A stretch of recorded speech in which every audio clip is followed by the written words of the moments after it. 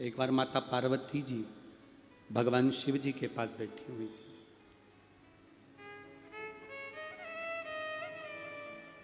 उनके मन में एक भाव प्रकट हुआ कि मुझे स्नान करने जाना है, तन पर उपटन धारण कर। उन्होंने तन पर उपटन लगाया। उपटन को लगाकर माता पार्वती जी स्नान करने के लिए चली। सखियों ने उनके शरीर पे से उपटन को निकाला, उसका पुतला तैयार करा। अब देखिए जरा कथा, ये सब ने सुनी है।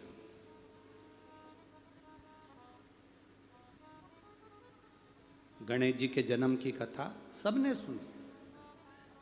उपटन निकाला, पुतला बनाया। सखियों ने, पार्वती जी की सहेलियां पार्वती जी से कहती हैं, क्या इस पुतले में जान आ सकती है? क्या इस पुतले में प्राण आ सकते हैं? जितने लोग पेड़ों के नीचे बैठे हैं, बाहर बैठे हैं, छाता लगाकर बैठे हैं, पंडालों में, यहाँ वहाँ, रोडों पर, दुकानों पर, जहाँ जहाँ तुम बैठे हो छाँव में, इस कथा को थोड़ा ध्यान से सुनना। स्वयं पार्वती जी से सखियां कर रही हैं, क्या इसमें प्राण आ सकते हैं?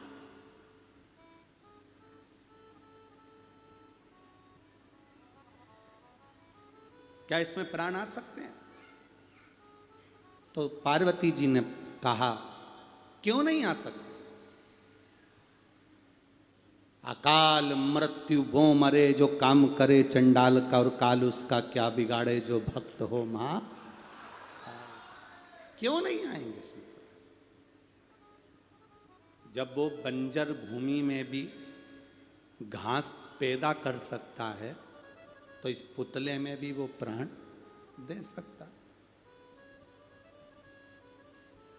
पार्वती, तुम कह रही हो कि इस पुतले में प्राण आ सकते हैं? हाँ, लाकर बताओ। पार्वती जी ने हाथ में जल लिया, शिव जी का स्मरण किया। सखी ने कहा, पार्वती तुम आंख बंद करके किसको याद कर रही हो? तुम ये नेत्र बंद करके किसको याद कर रही हो? पार्वती जी कहती हैं, मैं महादेव को याद कर रही हूं। महादेव को? हाँ। सखी ने कहा, पार्वती तुम महादेव को याद कर रही हो इस निर्जीव पुतले के लिए?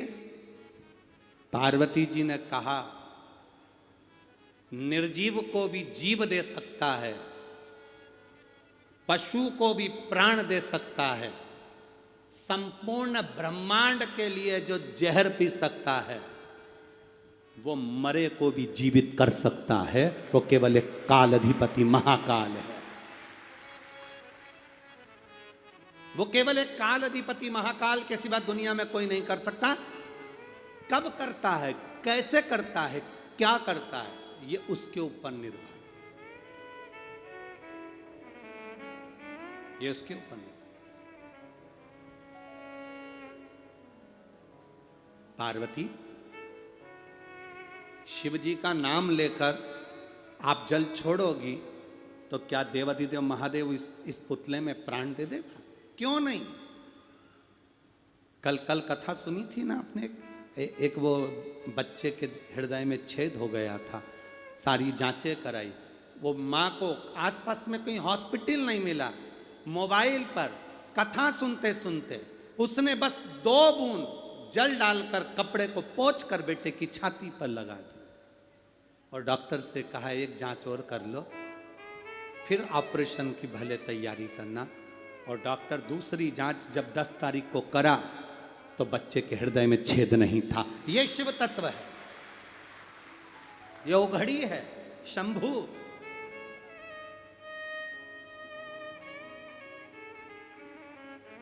एक पत्र में एक भाई ने लिखा कि गुरुजी, आप कहते हो कि शिव महापुराण की कथा है, पर मेरा विश्वास कहता है कि ये शिव महापुराण की कथा नहीं, ये स्वयं देव अधिदेव महादेव से अपने दिल की बात कहने का स्थान है, जहां अपने मन की बात कह सकते हैं।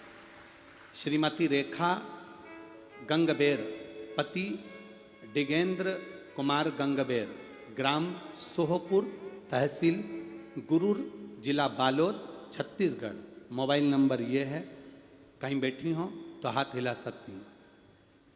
अगर कहीं पर बैठी हो तो अपना हाथ हिला सकती हैं, जहाँ कहीं भी बैठी हो। श्रीमती रेखा गंगबेर, पति श्री डिगेंद्र कुमार गंगबेर, ग्राम सोहपुर, तहसील गुरूर, जिला बालोद, छत्तीसगढ़। मोबाइल नंबर ये। बाबा जी 2021 से किडनी के पास में घाव हुआ, पथरी हुई, किडनी धीरे धीरे डैमेज होने लगी। डॉक्टर ने कहा अगर ये और बढ़ती चली गई तो तुम्हारी तकलीफ बढ़ जाएगी। किडनी के पास में जो पथरी थी उसने घाव कर दिया था 8 mm का। सारी दवाइयाँ चलती रही 2021 से, पर आराम नहीं लगा। सोनोग्राफी पर सोनोग्राफी हुई, पर आराम नहीं लगा। किसी ने कहा जब शिव महापुराण की कथा अपने नजदीक में हो तो वहां जाकर श्रवण करो। गुरुदेव 2023 को बालोद की कथा श्रवण करी। भूमि पर बैठकर, जमीन पर बैठकर कथा सुनकर अपनी किडनी के ऊपर अपने शरीर को, वहां की मिट्टी को लगाना प्रारंभ करा। एक बेलपत्र मांग कर व्यासपीठ से खा ली। बाबा के क्या गुणगान करूं गुरुदेव। दूसरी मैंने जांच करवाई तो जो किडनी के पास में पथरी थी और घाव हो रहा था 8 mm का, वो 7.4 पर आ गया। बाबा की कृपा से इतना कम हुआ। मैंने विचार कर लिया कि अब जहाँ जहाँ पर कथा होगी वहाँ कथा श्रवण करेंगे। सीहोर गए, वहाँ से रुद्राक्ष लाए, जल पीना प्रारंभ करा, कथाएं श्रवण करना प्रारंभ करी, शिवजी पे चली हुई बेलपत्र खाना चालू करी और बाबा की कृपा से सोनोग्राफी 13 सितंबर को वापिस कराई तो बाबा की कृपा से मेरा किडनी के पास का घाव भी भर गया था और स्टोन भी खत्म हो गया था, जिसकी मैं रिपोर्ट लगा रहा हूँ। उसने पूरी रिपोर्ट अपनी इस फाइल में लगाकर भेज दी है। पूरी रिपोर्ट, जितनी भी रिपोर्ट है, आप चैनल पर भी आप लोग LED के माध्यम से रिपोर्टें सब चेक कर सकते हैं, सब देख सकते हैं, जितनी रिपोर्ट वो लगा सकते हैं। महाराज जब वापिस जांच कराई तो उस जांच में से घाव भी भर गया था और वो किडनी के पास की पथरी भी समाप्त हो गई थी। डॉक्टर भी आश्चर्य करता है कि बिना ऑपरेट के, बिना ऑपरेशन के कैसे समाप्त हो सकती। यहाँ कोई दूसरा नहीं करता, आपका भरोसा, आपका विश्वास। आप जो शंकर जी से कहते हो ना कि भोला सब दुख काटो, ये केवल स्तुति नहीं है, ये केवल शब्द नहीं है, ये केवल प्रार्थना नहीं है। आप बाबा से कहते हो बाबा सब दुख काटो मेरा, तो बाबा का मतलब होता है पिता से, बाबा का मतलब होता है दादा से, बाबा का मतलब होता है अपने घर के बुजुर्ग से, बाबा का मतलब होता है अपने घर के बड़े से। जब हमारे घर के बड़े से, बुजुर्ग से हम जब बात कहते हैं तो हमारा दुख कटता है। क्यों नहीं कटेगा? क्यों ना?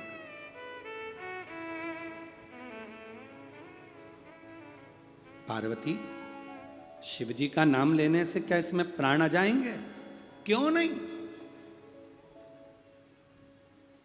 एक सोनोग्राफी उस बेटी की बोल रही है कि इसमें बच्चा नहीं है। दूसरे महीने की सोनोग्राफी बोल रही है कि बेटी के गर्भ में बच्चा नहीं, इसका वहम है। अब 2 महीने वहम में सोनोग्राफी बोल रही है कि बच्चा नहीं, और तीसरे महीने की सोनोग्राफी बोल रही है कि 3 महीने का गर्भ है। 3 महीने का गर्भ है, ये तीसरे महीने की सोनोग्राफी बोल रही है।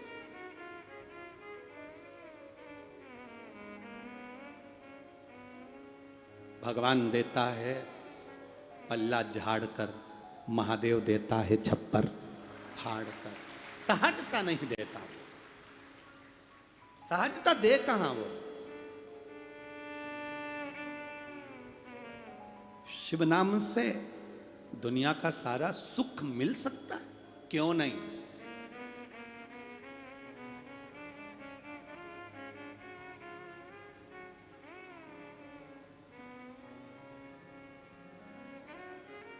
श्लोक की ये शिव महापुराण की कथा कोई साधारण नहीं है। इसको समझने वाला ही समझ सकता।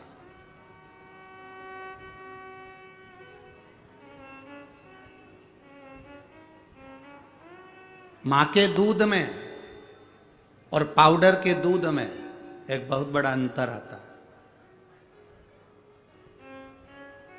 सुन लेना जरा पुणे वालों, महाराष्ट्र वालों, शिवाजी महाराज की भूमि से ये बात कर रहे हैं, बड़ी सावधानी से सुनना।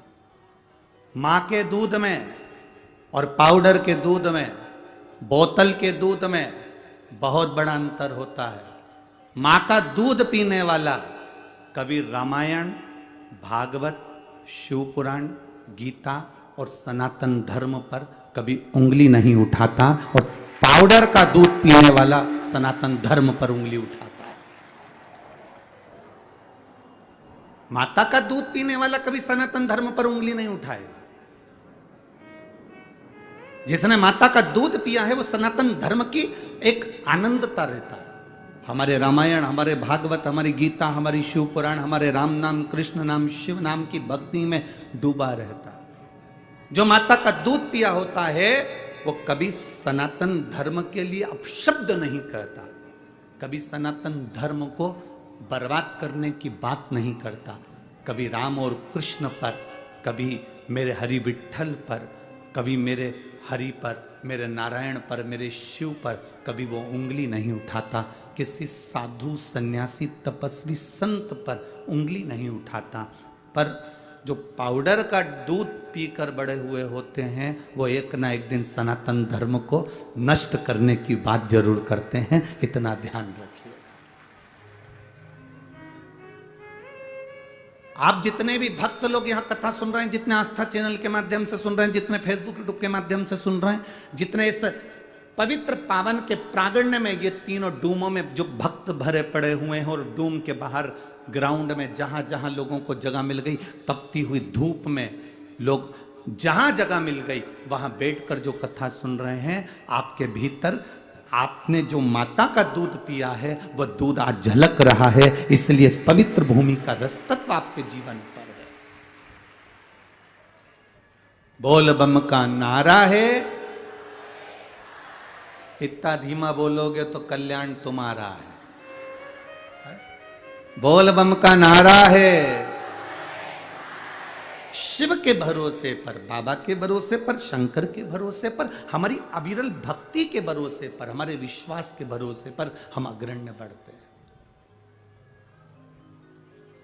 मेडिकल वाला डॉक्टर की दवाइयां पढ़ लेगा, मेडिकल वाला दवाइयां पढ़ लेता है और केवल एक इस मृत्यु लोक में, इस संसार सागर में केवल एक है, और वो है मेरा देवादिदेव महादेव, जो तुम्हारे भाग्य में कितना दुख है उसको जब तुम जल चढ़ाने के लिए जाती हो तब वो तुम्हारे भाग्य को पढ़ता है और उस दुख को मिटाने का कार्य करता है, उस दुख को समाप्त करने का कार्य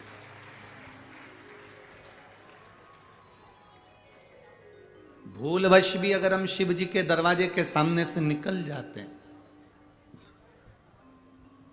भूलवश भी अगर हम देवादिदेव महादेव के चरणों की ओर चले जाते हैं, तो कहीं ना कहीं शिव कृपा करते हैं, शिव दया करते हैं।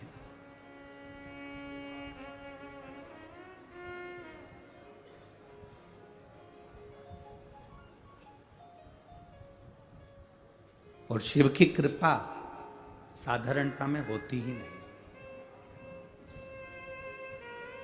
जितने कदम चलकर आप पूना में कहीं पर भी गए हो, कोई हिसाब मत रखो,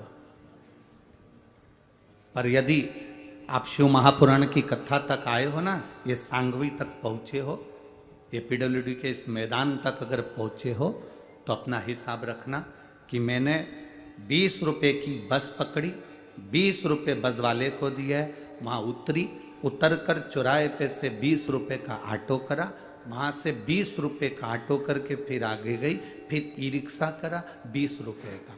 60 रुपये मैंने खर्च किए हैं, वो एक डायरी में, छोटी सी डायरी में लिख लेना, ठीक है। और जितने घंटे, जितना समय आपने देवादिदेव महादेव को शिव पुराण को दिया है, वो समय भी लिखना कि मैं घर से निकली थी इतनी बजे और पहुंची इतनी बजे और घर वापस आई इतनी बजे, ये सब लिखना। एक बोतल पानी भी अगर किसी को पिला रहे हो तो वो भी लिख लेना कि 15 रुपये का मैंने पानी की बोतल किसी को शिव पुराण के अंदर कोई भक्त शंकर का, कोई शिवालय का, शिव का कोई ओघड़ी आया था, उसको पानी पिलाया। ये सारा हिसाब तुम्हारे पास लिख कर रखना। वो मेरा देव अधिदेव महादेव तुम्हें अगर हजारों लाखों में वापिस बदल करना दे दे तो बात।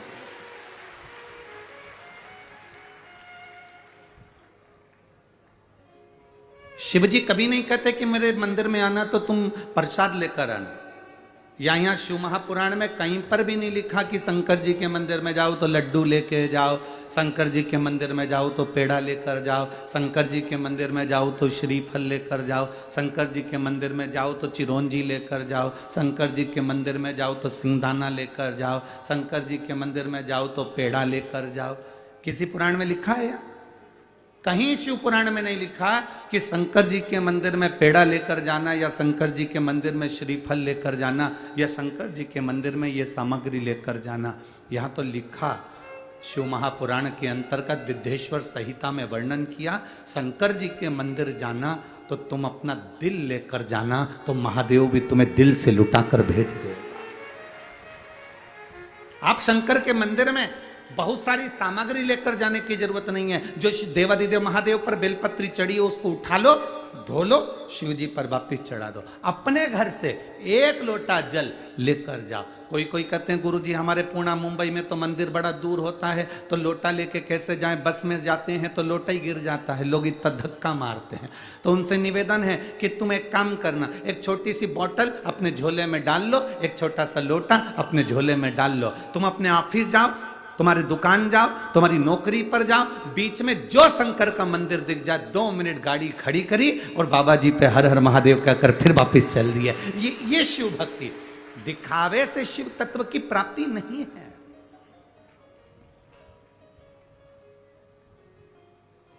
बहुत सारा त्रिपुंड लगा लोगे या बहुत सारी माला पहन लोगे तो उससे भगवान प्राप्त नहीं होगा। भगवान को पाने के लिए निर्मल मन सो मोहि पावा, मोहि छल छिद्र कपट ना भावा।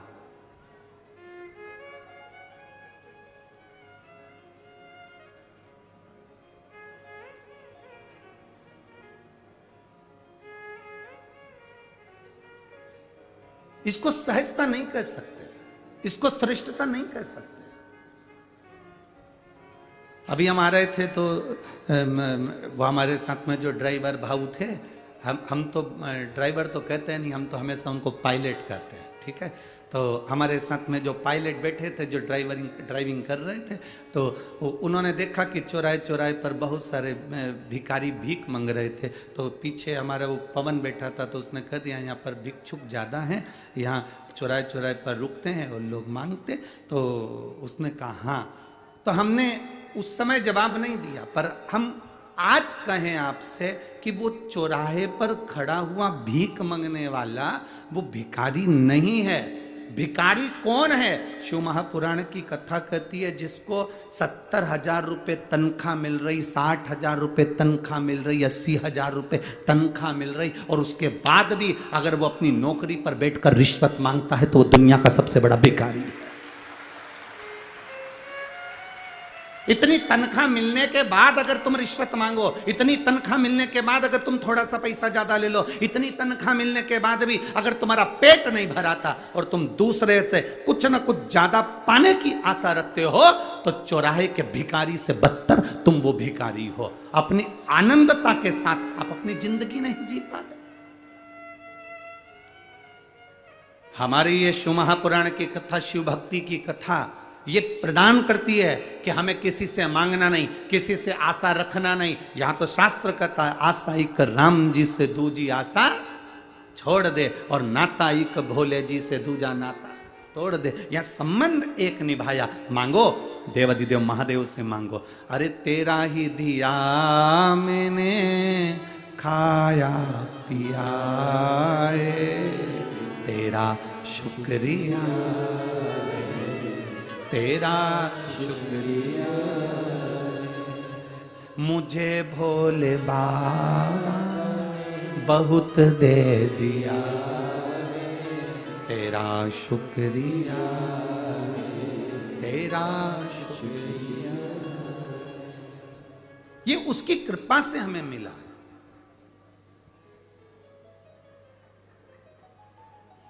ये उसकी दया से हमें मिला है, और उसकी कृपा बिना संसार में कुछ भी नहीं है। अगर मेरी जीजियों, ओ महाराष्ट्र वालियों, और मेरे जीजाओं, ओ महाराष्ट्र वालों जो बैठे हो, ये शंकर भगवान को धन्यवाद देना, अपने देवत को, अपने देवता को धन्यवाद देना कि तेरी कृपा थी जो ये भादों के महीने में हरतालिका तीज भी पड़ रही है तो सोमवार की पड़ रही है, गणेश चतुर्थी भी पड़ रही तो मंगलवार की पड़ रही है। कितनी कृपा तूने करी कि इस भादों के महीने में ये मेरे पुणे महाराष्ट्र में शिवाजी की धरा पर, ये संतों की पुण्यमय भूमि पर ये शिव महापुराण की कथा प्राप्त हो रही है। कुछ तो पुण्य हमारे प्रबल हुए। मैं धन्यवाद दूं अश्विनी ताई को, लक्ष्मण भाऊ जगताप जी को।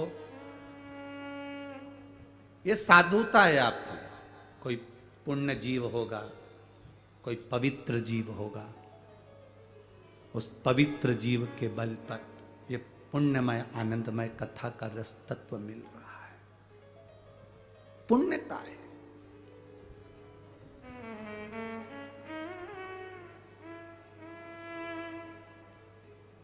ये उसकी कृपा बिना नहीं मिल सकती। शिव महापुराण का अगर एक अंश भी हमें प्राप्त हो रहा है, एक मिनट की कथा भी हमको मिल रही है, एक क्षण की कथा भी हमको मिल रही है, तो हमारे को समझ लेना कि हमारी कोई पुण्यता।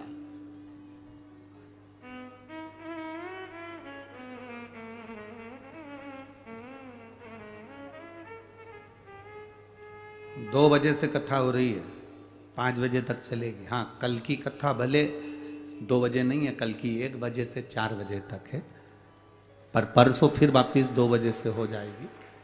पर आज जो कथा चल रही है 2 बजे से 5 बजे तक जो कथा हम श्रवण कर रहे हैं, आप अपना अंदाजा लगा कर रखना कि 2 बजे से 5 बजे तक, और आप 2 घंटे पहले तो आए होगे ना? अरे बोलो तो समझ, आए हो ना? हम लेट हो गए तो ट्रैफिक में फंस गए थे, इधर भी बस इधर भी बस। सारे बस वाले भी बड़े खुश हो गए, हाथ हिला हिला के फोटो खींच रहे थे, वो बीच में हम फंसे थे।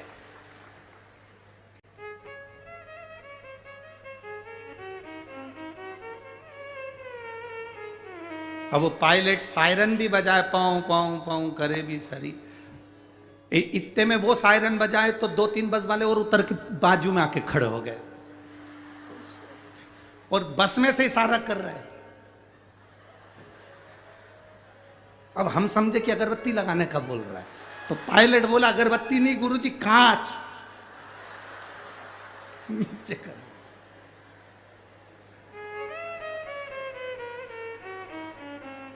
और पता चला यहां पहुंच भी गए। अभी तक स्टेज पे ऊपर से आते थे, आज नीचे से आ गए।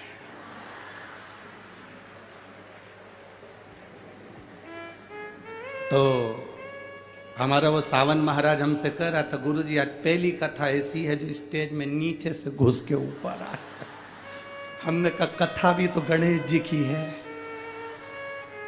उनका जो चूहा है ना वो कहीं से भी घुस के निकल आता है, तो आज अपन वही बने हुए। ये तो शिव कृपा। और बची कुची थी तो आप लोगों ने दिवाली मना दी, पटाखा फोटो की और फुलझड़ी है। हमको ऐसा लग रहा था जैसे पूछो मती भगवान। सही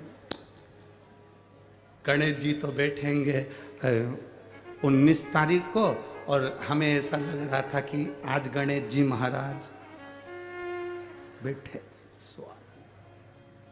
पर कुछ भी कहो,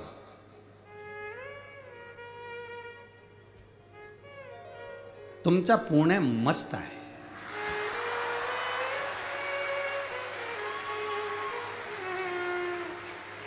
ये शिव भक्ति है, अवघड़ है, और होना भी चाहिए महाराज।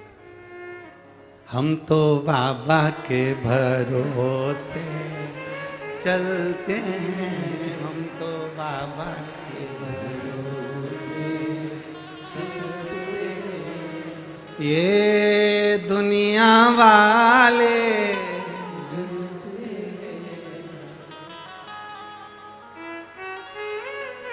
तुम तो बहुत जल्दी खड़े हो गए रे। हम तो बाबा के भरोसे चलते हैं, हम तो बाबा के भरोसे चलते हैं, हम तो बाबा के भरोसे चलते हैं, हम तो बाबा के भरोसे चलते हैं, के भरोसे चलते हैं, भोले बाबा के भरोसे चलते हैं, शंभू बाबा के भरोसे चलते हैं, शंभू बाबा के भरोसे चलते हैं, हम तो भोले के भरोसे चलते हैं, भोले बाबा के भरोसे चलते हैं, शंभू बाबा के भरोसे चलते हैं, शंभू बाबा के भरोसे चलते हैं। बेलपत्री के वृक्ष के नीचे चोरी का धन लेकर पहुंचा था और भगवान शंकर की कृपा से उसके प्राण छूटे थे। 2 क्षण की शिव महापुराण की कथा सुनकर वो भगवान देवाधिदेव महादेव के धाम चले गए। कितनी देर की कथा सुनी थी? 2 क्षण की कथा, केवल 2 क्षण। कोई तुमसे पूछे शिव महापुराण में जाकर बैठते हो तो मिलता क्या है, उससे कहना 2 क्षण शिव महापुराण की कथा में पहुंचकर। एक पत्र आया, देखिए। ज्यादा पत्र तो अभी हमने पढ़े नहीं है समय के अभाव में।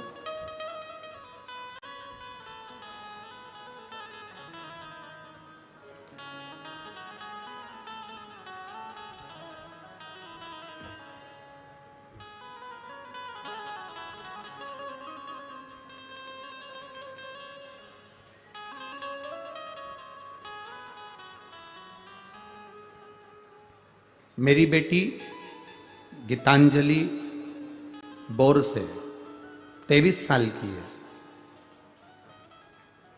कहीं बैठे आप ही हैं? दोनों हाथ हिला दो एक बार। पुष्पा बोरसे नासिक उत्तम नगर सिडको, मोबाइल नंबर ये। हम लोग नासिक उत्तम नगर सिडको से आए। गुरुदेव, पहले तो ये बताओ बेटी ठीक है? अब बस बाबा की कृपा। बाबा की कथा का हम क्या वर्णन करें। मेरी बेटी गीतांजलि बोरसे 23 साल की है।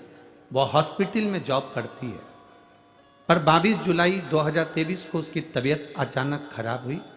जो लोग पत्र पढ़ सकते हैं, टीवी पर, एलईडी पर, आस्था चैनल पर पत्र भी हमारे जो लिखे हैं इन्होंने वो चलते हैं, आप पढ़ सकते हैं। वह हॉस्पिटल में जॉब करती है। 22 जुलाई 2023 को उसकी तबीयत अचानक खराब हुई। उसके पेट में बहुत दर्द होने लगा और गुरुदेव वह हॉस्पिटल में उसकी जांच की, सोनोग्राफी की, तो डॉक्टर ने यूरिन इन्फेक्शन के साथ साथ किडनी के पास पीस और दाहिनी बाजू में 56 mm की गठान बताई। उसके दर्द चालू हुआ, 15 दिन की दवाई दी पर दर्द कम नहीं हुआ।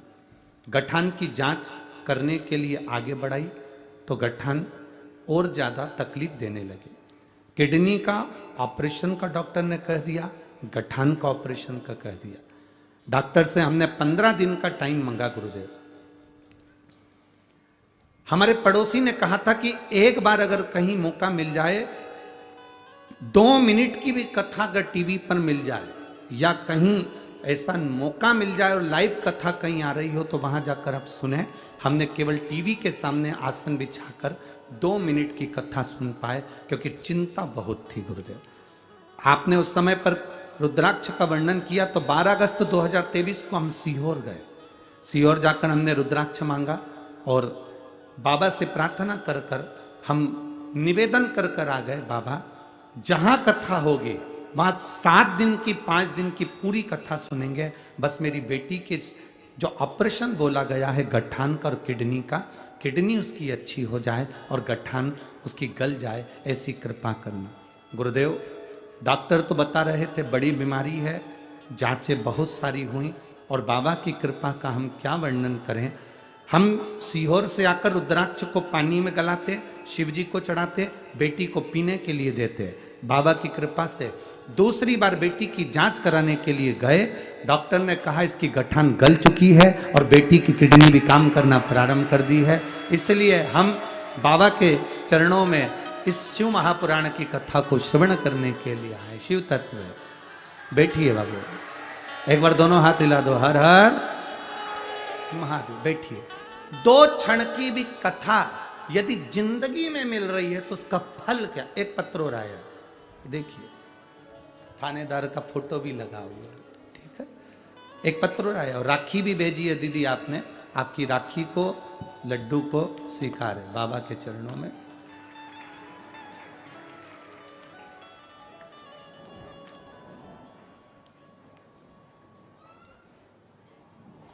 पूजापति सुनील अंधारे, महाराष्ट्र, जिला धाराशिव भंडारवाड़ी गांव की निवासी है। गुरुदेव मैं अपना कहीं बैठी हूं तो हाथ हिला सकती हैं, आप ही हैं, दोनों हाथ हिला दो एक बार। बहुत बहुत साधुवाद।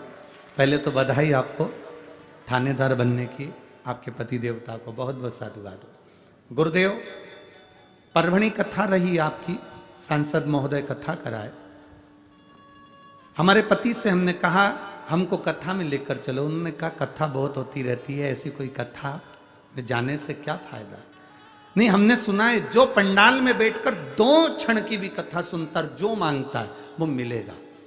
पति हंसने लगे, कहने लगे ऐसा नहीं होता, आप हमें लेकर तो चलो। वो नहीं माने, हमारी कथा वहां की छूटी।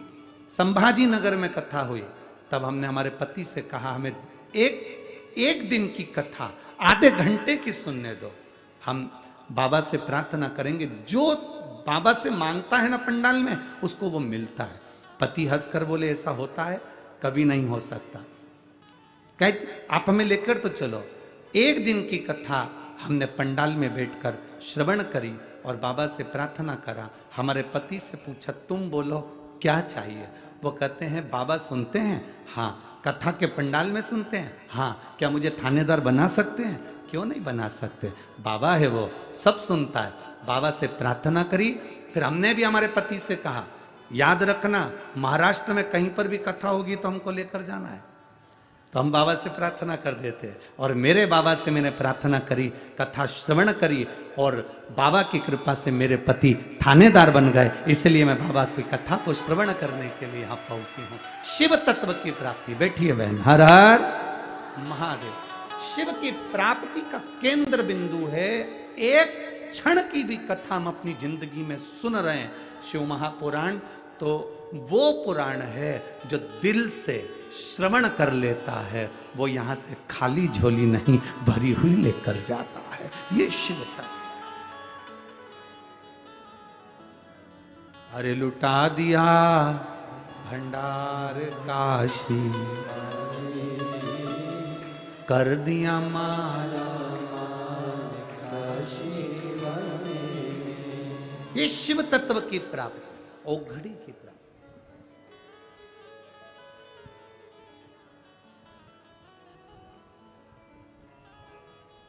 एक बहन ने तो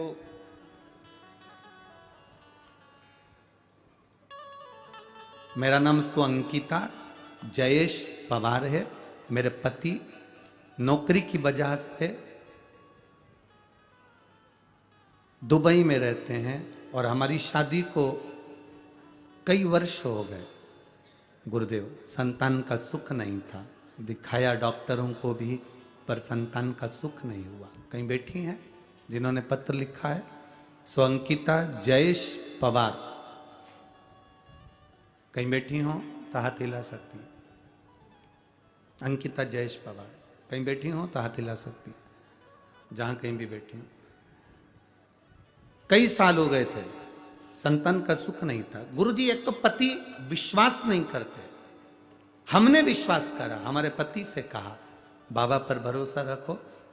रजस्वला धर्म के 7वें दिन सफेद आंकड़े की जड़ का प्रयोग सियोर वाला महाराज बताता है, अपन करते हैं। पति को लेकर हम वो आंकड़े की जड़ का प्रयोग किया। गुरुदेव, इससे पहले हमने मुंबई, पूना, ना जाने कहां कहां खूब इलाज करवाया, पर औलाद नहीं हुई। बाबा की कृपा का हम क्या गुणगान करें। शिव जी की कृपा से जब सफेद आंकड़े की जड़ का प्रयोग करा, तब बाबा की कृपा से 3 जुलाई 2023 को पूर्णिमा, गुरु पूर्णिमा के दिन बाबा की कृपा से पुत्र रत्न की प्राप्ति हुई है। और बाबा का हम क्या वर्णन करें। हमने बाबा का नाम कृषि, उस बेटे का नाम रखा है। गुरुदेव, हमारे बेटे के मस्तक पर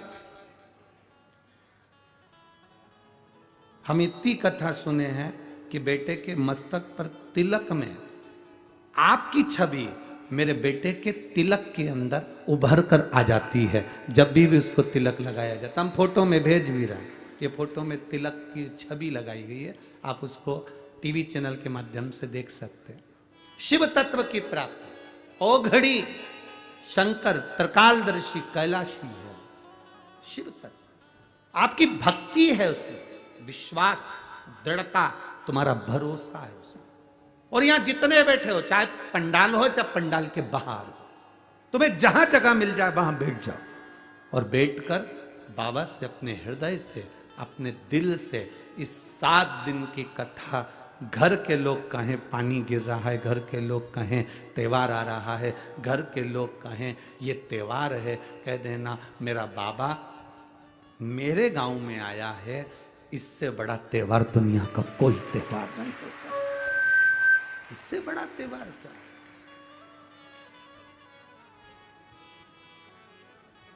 खाली न जाता कोई दर से तुम्हारे, खाली न जाता दर से तुम्हारे, मैं भी खड़ी हूँ नन्ही बाहें पसारे, अपने हृदय लगा लो, लगा लो, गिरा जा रहा हूँ, उठा लो।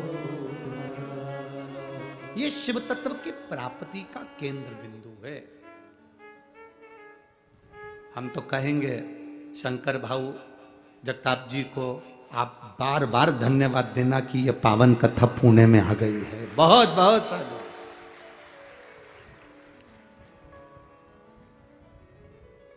ये कृपा है शिव की, उसकी उदारता, भक्ति बिना नहीं, विश्वास बिना नहीं। समय आया देवराज बेलपत्री के वृक्ष के नीचे प्राणों को त्यागा तो शिव तत्व को प्राप्त हो।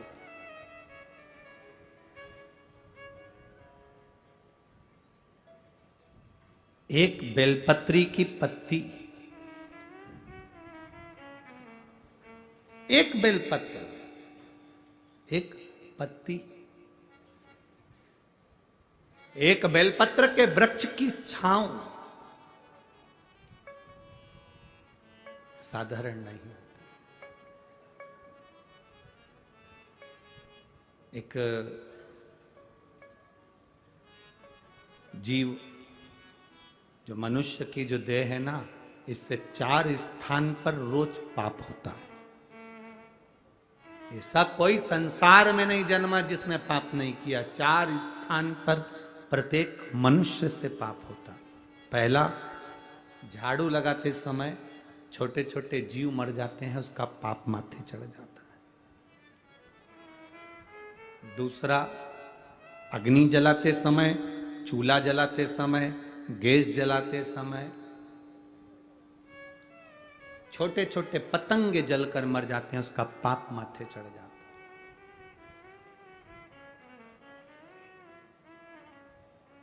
है। स्त्री, किसी पुरुष को हमने कहा कि जब रोटी बनती है, चूल्हा जलता है, लकड़ी में आग लगती है, तब पाप माथे चढ़ता है। तो पुरुष ने कहा हम तो रोटी बनाते ही नहीं है, नारी स्त्री रोटी बनाती है। अगर नारी रोटी बनाती है तो सारा पाप उसी के माथे चढ़ता होगा, सारा पाप उसी के माथे पर चढ़ता होगा। जब स्त्री रोटी बना रही है, नारी रोटी बना रही है, तो पाप उसके माथे चढ़ता होगा। पर इनको बताए कौन? हमारे धर्म शास्त्रों के अनुसार गुरु गोरखनाथ जी का आप लोगों ने दर्शन किया? गोरखनाथ जी का फोटो देखा है? गुरु गोरखनाथ एक हाथ में कमंडल रखते हैं, दूसरे हाथ में चिमटा रखते हैं। क्या रखते हैं? चिमटा। चिमटा देखा है? महिलाओं के पास में चिमटा रहता है रसोई घर में। क्या काम आता है? रोटी को सेकने का। संत भी चिमटा रखते हैं, भजन गाने वाले भी चिमटा रखते हैं। बोलो बोलो, सही है कि गलत है? संत भी चिमटा रख रहे हैं, भजन गाने वाले भी चिमटा रख रहे हैं, और घर की नारी भी चिमटा रखती है। कभी स्त्री से पूछना कि तुम ये चिमटा क्यों रखती हो, और वो भी गैस के पास, चूल्हे के पास, किस लिए रखती है? क्यों रखती है? जैसे गुरु गोरखनाथ जी की, जहां पर सुंदर गोरखनाथ जी की, जहां पर सुंदर आनंद के साथ में मंदिर होता है, और वहां पर एक सुंदर धुनी जलती रहती है, उस धुनी में एक चिमटा फंसा रहता है। धुनी में जो बल मिलता है उस चिमटे के बल पर मिलता है। तो वहां की जो भस्म होती है, वहां की जो भभूति होती है, वो हमको सुख, एनर्जी और रोग से मुक्ति देती है। एनर्जी भी देती है और रोग से मुक्ति भी देती है। क्या होता है उस चिमटे से?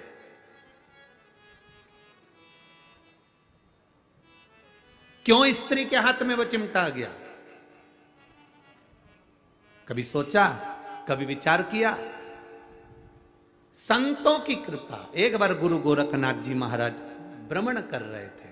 भ्रमण करते करते स्त्री पर उनकी दृष्टि पड़ी। गुरु गोरखनाथ ने देखा कि ये नारी बड़ी दुखी है, बड़ी दुखी। घर का भोजन बनाना, बर्तन धोना, कपड़े धोना। ध्यान देना, 4 स्थान पर व्यक्ति से पाप होता है। पहला, झाड़ू लगाने की जगह। दूसरा, अग्नि जलने के स्थान पर पतंगे जल जाते हैं। तीसरा, पानी भरते समय, कपड़े धोते समय, स्नान आदि कर्म करते समय, पोछा लगाते समय छोटे छोटे जीव मर जाते हैं, उसका पाप माथे चढ़ जाता है। और चौथा स्थान बताया, चलकर जाने में पाँव के नीचे छोटे छोटे जीव मर जाते हैं, उसका पाप माथे चढ़ जाता है। 4 स्थान पर प्रत्येक मनुष्य से पाप होता है। गुरु गोरखनाथ जी ने उस स्त्री को देखा, उसको देखकर गुरु गोरखनाथ जी ने देखते से अपनी आंखों में जल भर लिया कि ये नारी जगत का कल्याण करने वाली, इसके गर्भ में जो संतान जन्म लेती है वो विश्व का कल्याण करती है। और इस नारी के पास में पाप भ्रमित हो रहा है। जल का वो कपड़े धोती है, जीव मरता, उसका पाप माथे। अग्नि जलाती, उसका पाप माथे। झाड़ू लगाती, उसका पाप माथे। दिन भर चलती, उसका पाप माथे। चरण के नीचे जीव मर जाते। इस स्त्री का कल्याण कैसे हो सकता है? इस नारी का कल्याण कैसे हो सकता है? गुरु गोरखनाथ बाबा ने उस नारी के हाथ में। बस उसी समय नारी के पास में गुरु गोरखनाथ जी ने अपनी सूचना पहुंचाई कि नारी, अगर एक जैसा चिमटा मैं रखता हूं और उस चिमटे से पाप दूर भाग जाता है, वो चिमटा अगर नारी के रसोई घर में होता है तो पाप दूर भाग जाता है। कितनी माताएं बैठी हैं जिनके घर में है रोटी, कई काम लेती हो ना, उसको कहां रखती हो? रसोई घर में, गैस के पास में रखा रहता, कहीं टंगा रहता, कहीं पास, जहां अग्नि है, जहां चूल्हा है, उसके पास में चिमटा।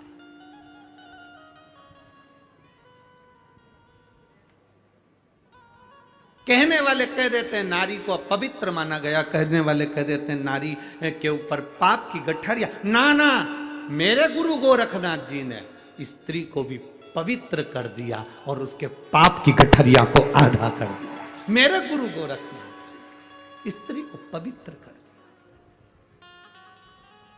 शिव के अवतार हैं गुरु गोरखनाथ, भगवान शंकर के अवतार। किसी का दुख, गुरु गोरखनाथ जी किसी के दुखी के दुख को देखकर स्वयं गोरखनाथ जी भी दुखी हो जाते और विचार करते रहते थे गुरु गोरखनाथ की, इसको सुख कैसे मिले, इसको सुख का अनुभव कैसे हो।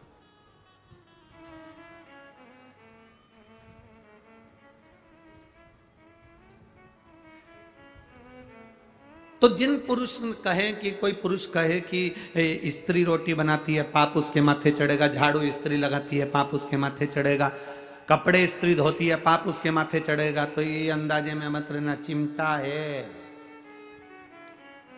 चिमटा है। ऋषि, संत, साधु, नागा साधु, तपस्वी, साधक, उपासक, भजन करने वाले अपने हाथ में चिमटा रख लेते। किसी ने पूछा, स्त्री चिमटे से रोटी पकड़ती है, संत क्या पकड़ते? हम कहते हैं वो भगवान की भक्ति को पकड़कर जनमानस का कल्याण कर देते हैं। जनमानस,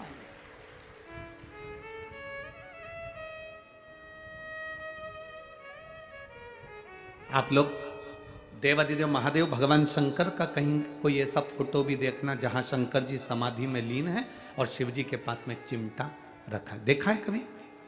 दर्शन करें, ऐसे फोटो के दर्शन कभी करे हो आपने? शिव जी समाधि में लीन, त्रिपुंडधारी त्रिशूलधारी समाधि में लीन है और उनके पास में चिमटा गड़ा हुआ।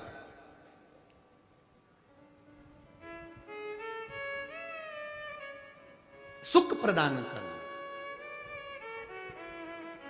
देवराज, तो यहां वर्णन चल रहा था, कितना भी पाप मस्तक पर हो, एक बेलपत्र जब हम देव अधिदेव महादेव को समर्पित कर देते हैं, शिव जी को जल चढ़ाते हैं, जल जब शंकर भगवान पर चढ़ता है, बेलपत्र छुआ हुआ वो जल, शंकर भगवान पर चढ़ा हुआ जल, वो जब थोड़ा सा लेकर अपने ऊपर थोड़ा सा छींट लेते हैं या आचमन करते हैं, वो जल बेलपत्री के स्पर्श का होता है।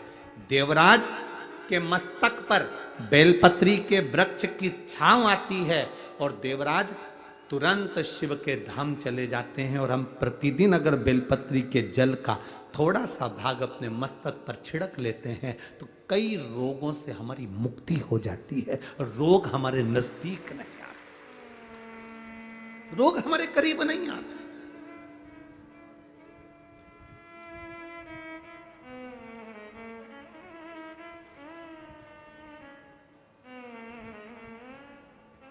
अष्ट विनायक में एक विनायक, सबसे प्रबल विनायक,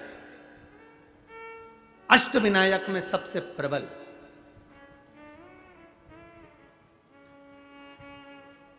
जहां के वृक्ष भी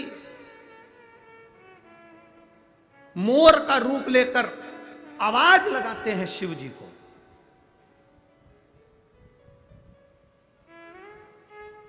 जहां की नदी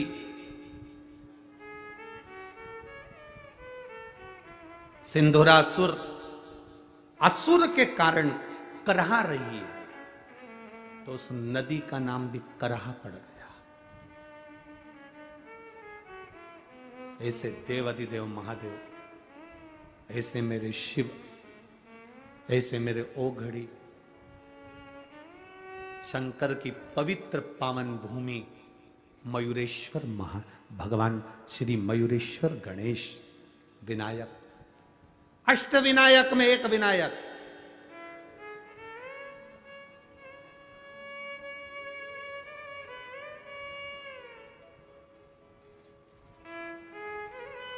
हजारों बेलपत्री के वृक्ष थे, हजारों बेलपत्री के वृक्ष मोरगांव के अंदर, हजारों।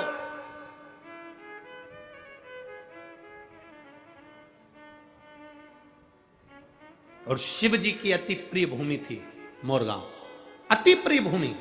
पूर्णा के इस पवित्र आनंद में, पूर्णा के इस जिले के अंदर, पुणे के अंतर्गत ये मयूरेश्वर सुंदर गणेश जी के अष्ट विनायक में एक विनायक है। शायद हमारे हिसाब से तो अष्ट विनायक की पहली यात्रा यहीं से प्रारंभ होती होगी। जहां तक अगर विचार हो तो मयूरेश्वर से ही प्रारंभ होती है। अष्ट विनायक की पहली दर्शन यात्रा अगर कोई निकलती होगी तो मयूरेश्वर से निकलती होगी। पहली मयूरेश्वर आता होगा, फिर उसके बाद दूसरे दूसरे गणेश। क्यों? हजारों बेलपत्री के वृक्ष, शिव जी की परमप्रिय भूमि। आज देवाधिदेव महादेव ने माता पार्वती जी को साथ लिया।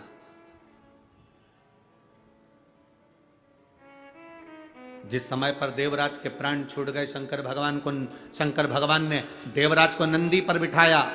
नंदी पर बिठाकर भगवान शंकर देवराज को लेकर कैलाश धाम चले गए, तो पार्वती जी ने भगवान शिव जी से प्रश्न किया।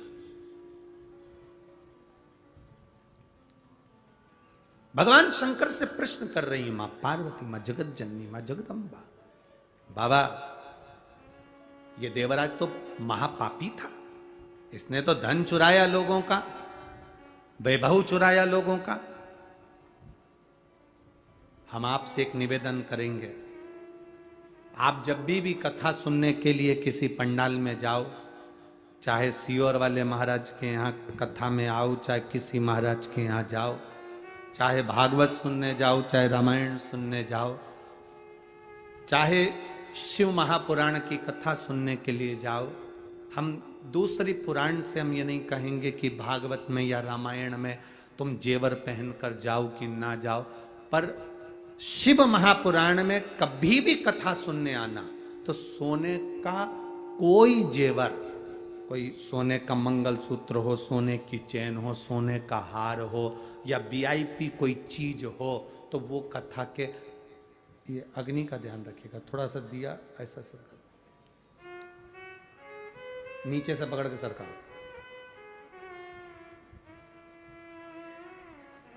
बस ठीक है, ठीक है। शिव महापुराण की कथा में कभी भी जाना, सोने का ज्यादा आभूषण नहीं, कुछ नहीं सोने, मेरे ओघड़ी जैसे जाओ।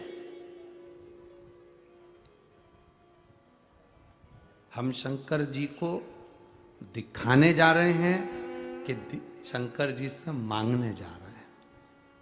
हम शिव जी से कहने जा रहे हैं कि तेरा नाम कुबेरेश्वर महादेव है, तेरा नाम कुबेरेश्वर महादेव है, तो कुबेर का भंडार भरने वाला है, तो साधारण नहीं है। हम तेरे चरणों में आए हैं और जो देगा तू देगा। यहां आने से पहले आप जी सोने की चेन, मैन, मंगलसूत्र, जो भी सोने का सामान है आपके पास में, जो आर्टिफिशियल है वो पहन, पर यहां सोने का आभूषण नहीं, उसके द्वार पर आ रहे। कारण तुम्हारा कोई सामान चले गया तो तुम्हारा दिल दुखेगा, और तुम्हारा दिल नहीं दुखेगा, सबसे ज्यादा दिल मेरे महादेव का दुखेगा कि इसकी कोई वस्तु यहां आई थी और चली गई। दिल महादेव का। और एक बात आप लोगों से कहना चाहेंगे, चोटों की तो आदत रहती है, वो आते हैं, जैसे कथा सुनने धर्मात्मा आते हैं, पुण्यात्मा आते हैं, संस्कारवान लोग आते हैं, बड़े पुण्य वाले लोग आते हैं तो कथा सुनने चोटे भी आते हैं, ऐसा नहीं है कि नहीं। पर एक बात बताओ, चोटों ने ना जाने कितनी कथाओं में कितनी चेन काटी होगी, एक चेन अगर काटी होगी तो लाख रुपए की होगी। बोलो तो सही है कि गलत है? जम के तो बोलो जरा, सही है ना? 1,50,000 रुपए की एक चेन काटी होगी, एक कथा में ना जाने कितनी चेन काटी होगी। अभी तक तो चोर भी करोड़पति बन गया होता, पर आज तक चोटा चोटा ही दिया। आज तक चोटे से प्रमोशन नहीं कर पाया, और जिनकी चली भी गई, देवादिदेव महादेव ने उसको और 2 तोला बढ़ाकर उसके गले में डलवा दी। ये बात चली भी गई तो उसने दे, पर चोटे का प्रमोशन नहीं हुआ। तो मेरा निवेदन है चोटों से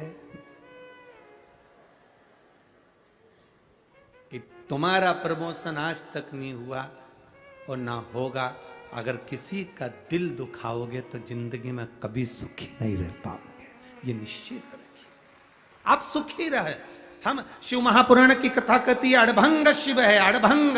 शंकर की भक्ति में जब जाना, शंकर की भक्ति में जब पहुंचना, तब अपने हृदय से पहुंचना, दिखावे से नहीं। शंकर को छल की जरूरत नहीं है, शंकर को छल नहीं चाहिए, शंकर को एक लोटा जल चाहिए। छल से कभी शिव प्रसन्न नहीं हुआ, शंकर कभी प्रसन्न नहीं हो सकता तुम्हारे छल से।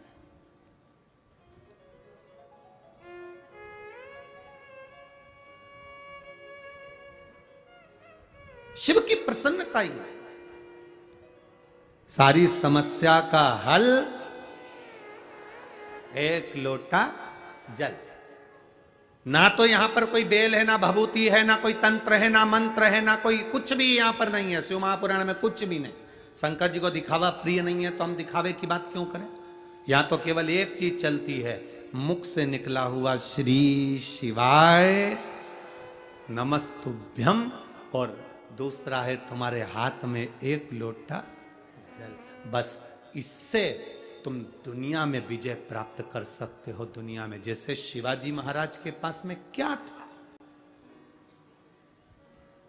शिवाजी के पास में क्या था? एक बार शिवाजी ने अपनी माता से पूछ लिया, मां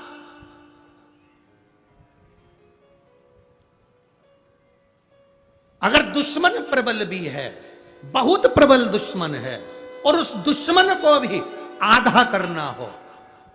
मैंने कथाओं में सुना है मां, जब बाली के सामने कोई जाता था तो उसका बल आधा बाली में चला जाता था, बाली आधे बल को खींच लेता था। तो मां, अगर संसार सागर में हमारे पास इतना तप नहीं है, हमारे पास इतना बल नहीं है, फिर भी सामने वाले दुश्मन के बल को अगर आधा करना है और अपने बल को प्रबल करना है, तो युद्ध के मैदान में करा क्या जाए। तब शिवाजी की माता ने केवल एक नारा शिवाजी को दिया था, हारा हारा महा। एक नारा शिवाजी को दे दिया, शिवा जब तू टूट पड़े, तेरे सामने तेरे हाथ में अगर तलवार भी नहीं हो, तब महादेव के नाम को पुकारना, सामने वाले का बल आधा हो जाएगा और तू विजय होकर आएगा। तो विजय। माहिल्या, माहिल्या बेधव्य हो गई, माहिल्या विधवा हो गई, अकेली रह गई। जीतूंगी कैसे? इधर से लोग आक्रमण कर रहे, उधर से लोग आक्रमण कर रहे, सामने से लोग आक्रमण कर रहे। माहिल्या की नगरी को चारों तरफ से घेर लिया गया। अकेली माहिल्या अपने बेटों को देखकर दुखी हो रही है, आंखों से आंसू बह रहा था अहिल्या के। तब अहिल्या ने याद किया, मेरी मां कहती थी, अगर तेरे पास में शंकर है, शिव है, तो किसी की सामर्थ्यता नहीं कि कोई तेरे इस सिंहासन पर राज्य कर ले। अहिल्या ने सोचा, ऐसा मां के शब्द माता अहिल्या को याद आए और मां अहिल्या अपने हाथ में शंकर के शिवलिंग को उठाकर चारों तरफ से जब द्रोही सेना लेकर खड़े हो गए, तब माहिल्या शिवलिंग को हाथ में लेकर खड़ी हो गई। द्रोहियों विचार करने लगे कि इधर से हमारी सेना लेकर आ रहा है, उधर से ये सेना लेकर आ रहा है। माहिल्या की सेना उस समय पर तैयार नहीं हो पाई युद्ध के लिए, क्योंकि चारों तरफ से द्रोही चढ़ रहे थे। हुआ क्या, माहिल्या ने अपनी माता के शब्द याद करे कि एक शंकर का शिवलिंग अगर तुम्हारे पास में है तो वो द्रोहियों के लिए हथगोले और बम के बराबर है। और माहिल्या ने वो शिवलिंग अपने पास रखा। इधर से जो सेना आई वो इधर की सेना से भिड़ ली, पीछे की सेना आगे की सेना से भिड़ ली, और सिंहासन माहिल्या का फिर बच गया, केवल एक देवादिदेव महादेव के लिए, केवल एक शिव तत्व के लिए, एक शंकर का शिवलिंग। आप लोगों ने माता अहिल्या की मूर्ति का दर्शन किया है कभी?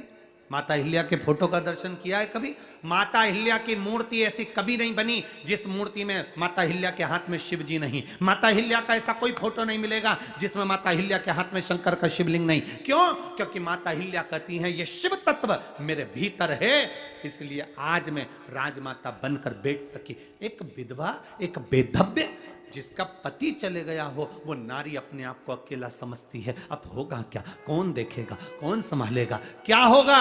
उस नारी को चाहिए तुम अकेले नहीं हो, बोल बम का नारा है और बाबा एक। शिव तत्व तुम्हारे भीतर है, शंकर तुम्हारे अंदर है। उस शिव तत्व को तुम्हें प्रकट करना है, उस शिव तत्व को तुम्हें प्रसन्न करना है।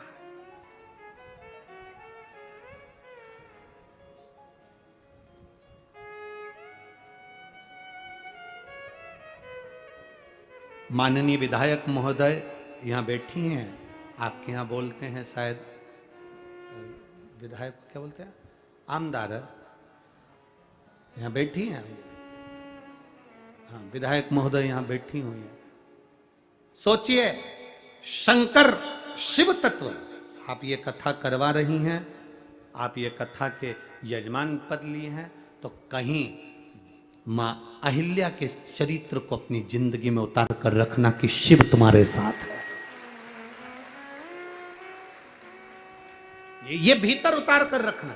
कोई चले जाए, कोई अच्छा था और वो अच्छा ही ये कथा देकर गया, ये समझिए, ये शिव तत्व दिया है, वो ओ घड़ी कोई साधारण नहीं हो सकता। तेरी कृपा बिना ना हिले एक भी अणु, लेते हैं श्वास तेरी कृपा से। वो घड़ी है शंकर, वो त्रिकालदर्शी है शिव, उसको पहचानो। लोग हंसेंगे, शिव महापुराण से ऐसा हो सकता? शंकर की ये इतने पत्र, ये तो पहले दिन के पत्र हैं, अभी आखिरी दिन तक तो ढेर लगना। ये पत्रों को हम पूरा नहीं पढ़े हैं।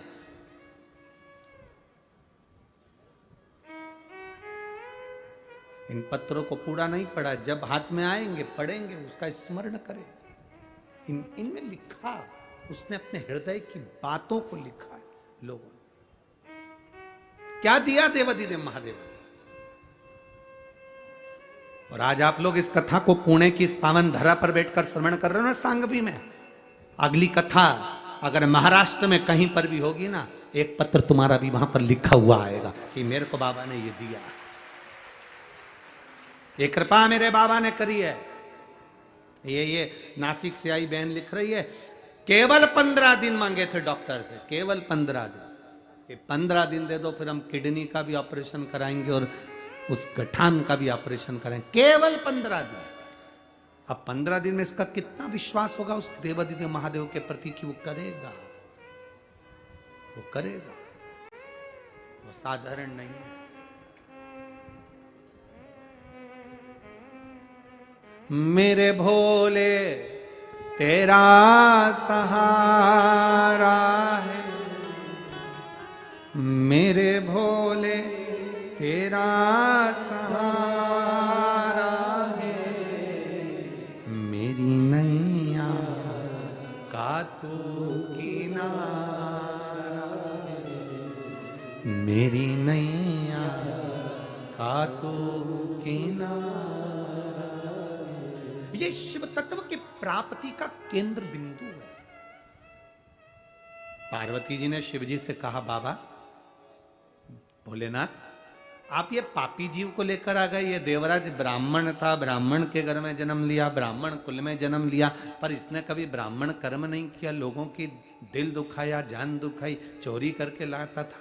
कितना दिल दुखता होगा जिसके घर से चोरी करके लाता होगा। कैसे कैसे व्यक्ति जोड़ जोड़ के 1-1 रुपया इकट्ठा करे और चोर लेकर चले जाए, तो उसका दिल कितना दुखता होगा, हृदय कितना दुखता होगा।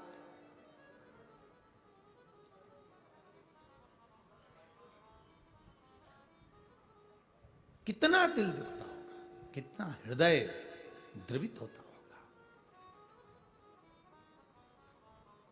महाराज,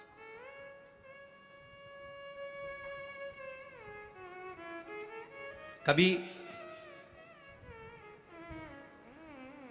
हमारा दिल दुखता है एक घोड़े को देखकर, उस पे लोग बैठकर जा रहे हैं। एक बैल,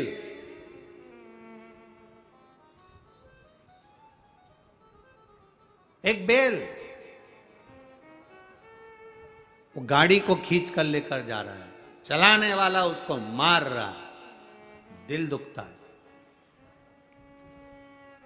पर कभी उस बैल के पूर्व के जन्म के क्रम को उठाकर देखना, तो विष्णु पुराण में लिखा है कि ये जितने योनियां मिलती हैं, ये योनियां अगर घोड़ा बना और उस पर चाबुक पड़ रहा है, कोई बैल बना उसको लोग डंडे से मार रहे हैं, कोई जानवर उसको लोग पीट रहे हैं, वो चले जा रहा है, आंख से आंसू बहते चले जा रहे हैं, इनको देखो तो अपने को दिल दुखता है कि ये क्यों मार रहे हैं। पर विष्णु पुराण कहती है, गरुड़ पुराण कहती है, पूर्व में इसने किसी का दिल दुखाया था, इसलिए वो जिसका दुखाया था वो कोड़े से पीट पीट कर उसको चला रहा है। इसने इसका खाया था, इसलिए उससे वापिस ले रहा है। ये कर्म की गति है। मत बुरे कर्म कर बंदे, वरना पछताएगा, भगवान की आंखों से तू बच नहीं पाएगा, तू बच नहीं पाएगा। अरे ओ अज्ञानी मत करना, तेरे कर्म का फल भी तू ही पाएगा, जैसा किया तूने तेरे आगे आएगा। मत बुरे कर्म कर बंदे, वरना पछताएगा, भगवान की आंखों से तू बच नहीं पाएगा, तू बच नहीं पाएगा। अपने कर्म की गति को भोगना पड़ता है।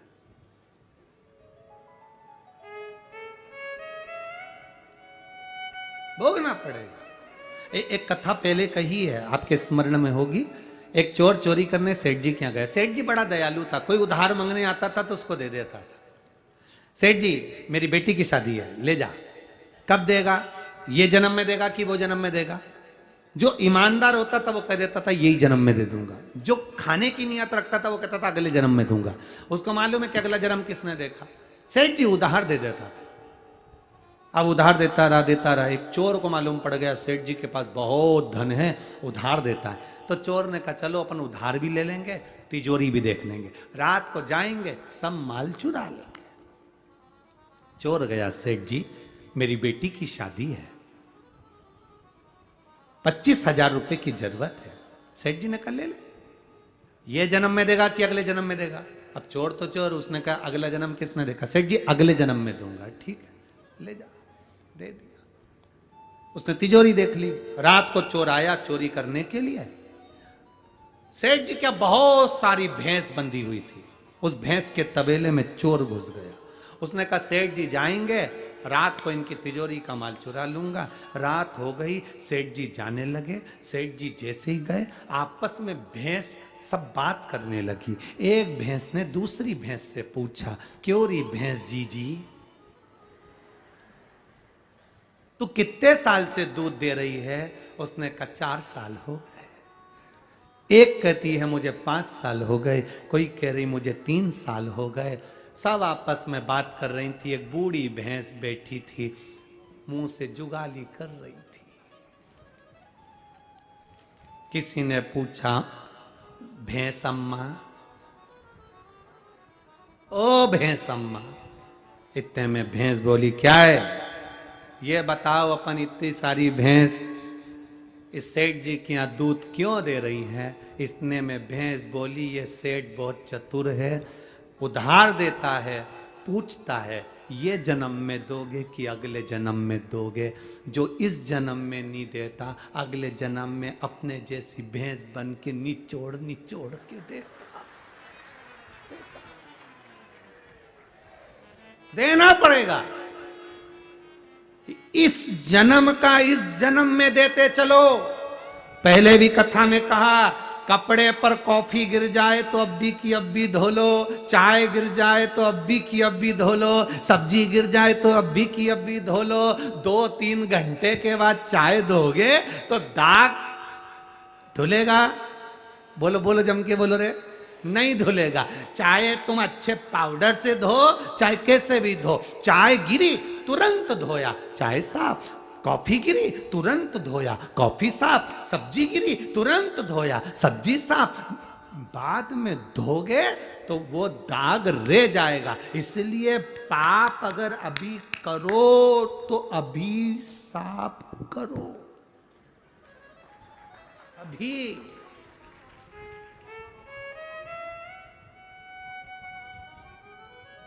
लोग कहते हैं, सियोर वाले महाराज कहते हैं, गुरुजी आप कहते हो रोज मंदिर जाया करो।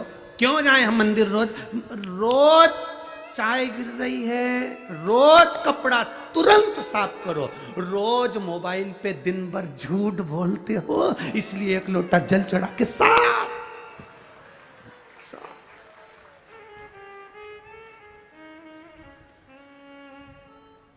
कितना झूठ। अभी अभी वो तो भगवान भला करे, वो पायलट का, वो तो गाड़ी ला रहा था, वो एक गाड़ी वाला पीछे डब्बा बंधा और यहाँ ऐसा कुछ लगा उसके कान में। भगवान जाने क्या क्या फंसा के रखे, ऐसे कान में यूं बोलता भी जा रहा, बड़बड़ करता जा रहा। हमारी भाषा में तो सुना। जब वो गाड़ी के पास में थोड़ी देर खड़ा हुआ, तब वो बोल रहा था कि मैं यहाँ सांगवी तक पहुँच गया। चिंचीवाड़ा क्या बोले? हाँ, जो भी है तुम समझ गए ना, बस बाकी जाने दो, तुम्हारा समझना जरूरी है। तो मैं यहाँ तक पहुँच गया। हमने पायलट से पूछा, क्यों रे भैया ये कौन सा एरिया है? तो क्या मिलिट्री का एरिया बता। और बोला भी चिंचीवाड़ा कौन सा वाड़ा है? तो ये कहाँ पर है? तो कि गुरुजी वो तो 5-6 किलोमीटर दूर है। तो मैंने कहा अब भी बोल रहा कि मैं यहाँ पर हूँ और खड़ा मिलिट्री एरिया में। हमने कहा कितना झूठ बोल रहा है। तो हमने पायलट से कहा, जरा गाड़ी रोक, अपन कह देते हैं एक लोटा पानी चढ़ा दे, आज की आज साफ धुल जाए। बोले सो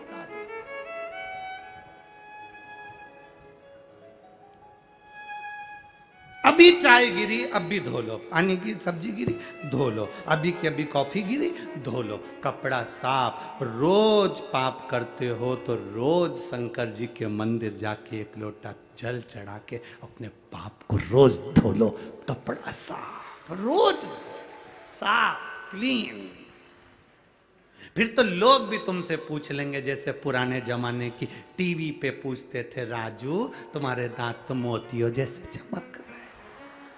बस फिर कोई भी तुमसे पूछ लेगा, कमला बहुत क्वीट क्वीट दिख रही हो। फिर कोई भी पूछ लेगा तो तुम कह सकती हो, ये चमक ये दमक फुलवन में महक, सब कुछ सरकार तुम ही से है। एक लोटे जल की चमक है जो मेरे चेहरे पर चमक रही है। फिर कह सकते हो, क्रीम की चमक 2 महीना 3 महीना 4 महीना 6 महीना रहती है, पर अच्छे कर्म की चमक मरते दम तक रहती है। आखिरी रात्रि तक चमकता है वो। और तुम देख लो, तुम खुद देख लो, एक होती है सास, एक होती है बहू। बहू को देखना तुम कितना मेकअप करती तब चमकती, और सास को देखना ओल्ड इज गोल्ड, कितनी चमकेगा सास को देख, एकदम चमक। सास कुछ नहीं करती, बस ऐसे ही बाल माल को लगा लोगों के, बिंदी लगा के, उनके होठ भी अगर ऐसे थोड़े बहुत रूखे रह जाए तो थूक निकाल के पोछ पोछा के। और सास तो 1-2 घंटे तक ऐसी कुछ भी नहीं करती तुम्हारे जैसी कि 1 घंटे तक तुम पहले लाइन खींचो, फिर वहां में डब्बा भरो, ऐसी सास नहीं करती। सास तो एक ही बार में ऐसी लिपस्टिक भी ले लेंगी तो चूल्हा लगा के, और जो देखे वो सास तो सास, उसको कोई मतलब ही नहीं। तुम्हारी चमक तुम्हारे पास, पर जो बुजुर्ग है उसके चेहरे की जो चमक होती है वो चमक इन मेकअप से नहीं होती। बुजुर्ग की चमक भगवान की भक्ति से तीव्र बन जाती है, शिव तत्व से तीव्र बन जाती है, शंकर की उदारता से तीव्र बन जाती है। ये चमक ये दमक फूल वन में महक, सब कुछ सरकार तुम्हीं से है। तो ये हम अगर आज पाप कर रहे हैं तो आज धोते चलो, हम आज झूठ बोल रहे हैं आज पुण्य करते चलो, आज हमने गलत किया तो उसको पुण्य करते। मत बुरे कर्म कर वरना पछताए, भगवान की आंखों से तू बच नहीं पाएगा, तू बच नहीं पाएगा। इसलिए याद रखना तेरा क्या होगा रे कालिया, ये याद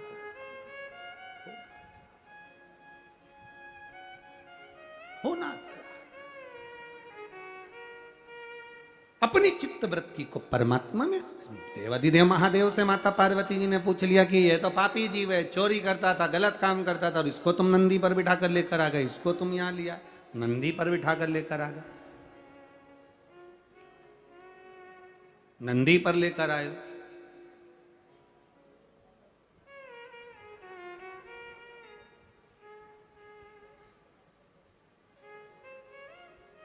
अब शिवजी बोले इसने जो पुण्य करा वो सुन। इसने एक पुण्य प्रबल करा, चोरी का धन लेकर शिव मंदिर में गया, शरीर में ताप पड़ा, शिव पुराण की कथा चल रही थी, 2 क्षण की श्रवण कर ली, शरीर लेकर बेलपत्री के वृक्ष के नीचे दुबक कर बैठ गया, प्राण वहीं छूट गए, बेलपत्री की छांव इस पर पड़ गई, इसलिए इसको कैलाश का धाम मिल गया, शिव का धाम मिल गया। अच्छे कर्म मरते मरते कर लिए तो पुण्य भागी बन गए, श्रेष्ठ उसको मिला, सुख की अनुभूति, उसको आनंद की अनुभूति।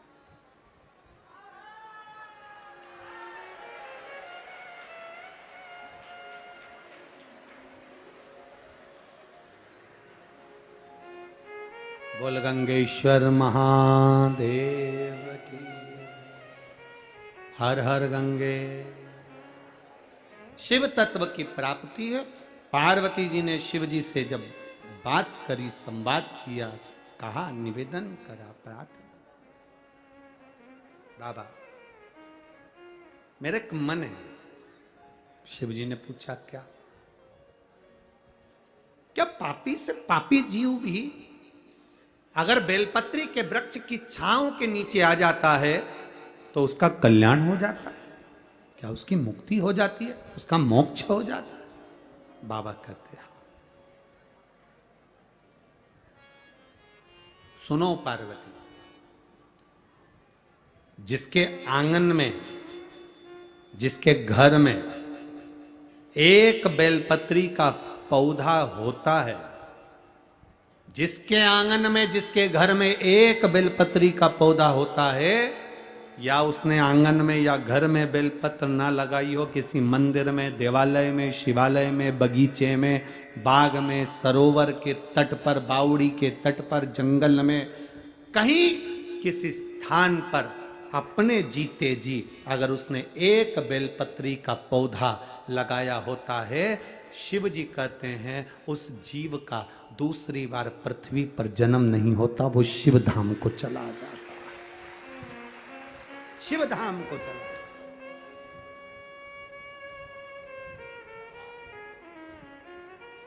कुछ पुण्य करते चलो अपनी जिंदगी का, कुछ अच्छा कर्म करते चलो अपने जीवन का। आप लोग अगर शिव महापुराण की कथा को सुनने के लिए आते हो, हम आपसे कहते हैं कि 2 पानी की बोतल लेकर आना, अपना साथ कुछ शिव भक्तों का मुंह झूठा कराने का लेकर आना। बोलते हैं कि नहीं बोलते? कि मिला मौका, अपने नगर में अगर कोई आया है तो भूखा ना रहे, एक बिस्कुट का पुड़ा ही दे देना, भले एक टॉफी दे देना, पर मुंह झूठा जरूर। आज एक और बात कहेंगे, इस बारिश के मौसम में अगर कथा सुनने आओ तो छाते भी 2 लेकर आना। कम से कम अगर कहीं बैठे हो और कहीं नहीं है पंडाल में व्यवस्था, नहीं हो पाई कोई व्यवस्था, तो आप ले भैया तू लेके बैठ जा, हम जाए जब हमें दे देना हो, वापिस हमें देना, हम वापिस रख लें, फिर दूसरे बैठने का साधन।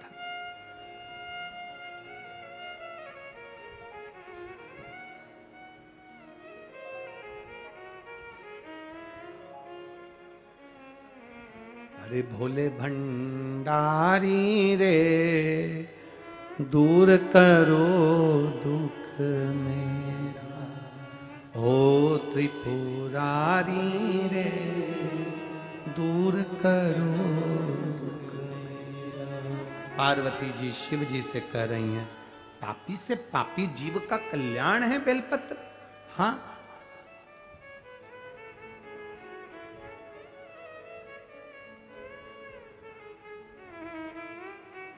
जब से शिव महापुराण की कथा में कहा गया कि शंकर जी पे चढ़ी हुई बेलपत्र उठाकर खा लेना चाहिए, बीपी, शुगर, थायराइड, गठिया, सब के लिए जो हमने कहा, जब से शिव महापुराण की कथा में कह रहे हैं कि शंकर पर चढ़ा हुआ जल पीना चाहिए, तब से कई रिसर्च सेंटरों में रिसर्च चालू हो गया कि बेलपत्री में ऐसा क्या है, शंकर पर चढ़े हुए जल में ऐसा क्या है।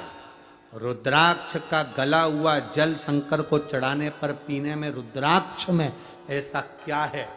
कई रिसर्च सेंटर रिसर्च करने में लग गए, और जब वो रिसर्च करे तब उनको मालूम पड़ा कि एक बेलपत्री में वो बल होता है कि थायराइड, शुगर और बीपी को कंट्रोल कर लेता है। तब उनको मालूम पड़ गया। शंकर भगवान पर शिवलिंग पर चढ़े हुए जल में वो तेज पुंज होता है। शिव जी पे चढ़े हुए शंकर भगवान के शिवलिंग पर बेलपत्र चढ़ती, धतूरा चढ़ता, पुष्प चढ़ता, उसका जो जल अगर मिल भी गया, स्पर्श हुआ, जल भी हमारे को प्राप्त हुआ है, तो उसका फल क्या हो, उसको आनंदता प्राप्त हो।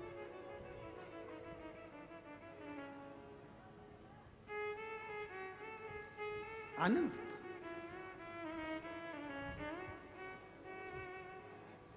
एक पत्र आया है,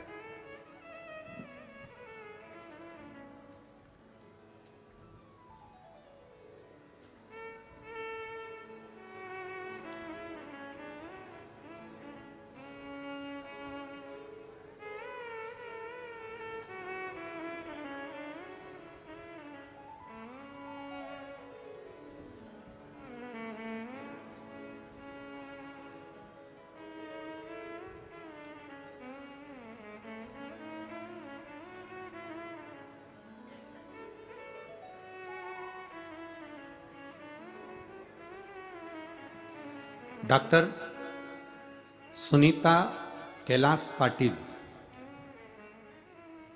डॉक्टर सुनीता कैलाश पाटिल कहीं बैठी हैं? बैठी हो तो हाथ हिला सकते हैं। Doctor Sunita Kailash Patil, Nashik, Maharashtra. Mobile number ये है, कहीं बैठी हो तो अपना हाथ हिला सकती है, जहां कहीं भी बैठी हो। गुरुजी, मैं होम्योपैथी डॉक्टर सुनीता कैलाश पाटिल, गुरुदेव। हम लोग दवाई से बीमारियां ठीक कर सकते हैं, लेकिन गुरुदेव जीवन में बीमारियों से ज़्यादा जिनको चुनौतियां आ जाती हैं, जहां एक लिखा पढ़ा इंसान भी निराश हो जाता है। मेरी लड़की, हम डॉक्टर हैं गुरुदेव, इलाज करते हैं, अच्छा इलाज करते हैं, बहुत मरीज भी आते हैं, ठीक भी होते हैं। मेरी लड़की हर्षा जो अच्छी पोस्ट पर काम करती है, सर्विस बहुत अच्छी है, उसकी शादी नहीं हो रही थी, पत्रिका दिखाई, जन्म कुंडली बनवाई, फिर भी लोगों ने कहा इतने महीने हो जाएगी, ये हो जाएगी, सालों निकल जाते थे, नहीं हुई। तब किसी ने कहा, दवाई लेने आने वाले व्यक्ति ने कह दिया कि बेटी के लिए चिंता करती हो, और उससे हम बात कर रहे थे अपनी बेटी के लिए, और चिंता करती हो तो मालेगांव में कथा होने वाली है शिव महापुराण की, एक दिन की सुन लो ना। गुरुदेव डॉक्टर हैं, समय नहीं मिलता हमको, कैसे जाएं, पर पंडाल में कथा सुनने, वो भी शिव पुराण सुनने जाना, ये किसी बड़े युद्ध से कम नहीं है। क्योंकि पंडाल में एक तो बैठने की जगह देखना, दूसरा इतनी भीड़ में पहुंचना, तीसरा जाकर वापिस लौटना, बहुत कठिन काम है शिव पुराण में जाना। और फिर भी मैं प्रयास करूंगी, आप कर रहे हो तो मेरी बेटी के लिए मैं उस पंडाल में पहुंचूंगी। मालेगांव के कथा के पंडाल में मैं गई, एक दिन की कथा सुनी, उसमें आपने पशुपति व्रत के बारे में बताया गुरुदेव। मैंने अपनी बेटी से कहा, तूने सारे व्रत कर लिए, जगह जगह जाकर पूजन कर लिया, अब एक बार वो सीओर वाला महाराज कथा में कह रहा था पशुपति व्रत का, वो कर। पहला पशुपति व्रत मेरी बेटी ने और हमने करा, दूसरा पशुपति व्रत आया और मेरी बेटी के लिए संबंध आया, जो मेरी बेटी की पोस्ट थी उससे दुगनी पोस्ट पर लड़का काम करता था, और बाबा की कृपा से संबंध पक्का हुआ। पांचवा व्रत के दिन ही मेरी बेटी की सगाई हो गई और उसका विवाह ऐसा जोरदार हुआ कि हम सोच नहीं सकते थे। ये शिव तत्व है, क्यों घड़ी है शंभु। एक लाइन गुरुदेव, मैं डॉक्टर सुनीता कैलाश पाटिल, आज मैं देवादिदेव महादेव से इस पत्र के माध्यम से कहना चाहती हूं कि दुनिया का सारी समस्या का हल है तो वो महादेव के चरणों में है। ये शिव तत्व है। शंकर ओ घड़ी है शिव।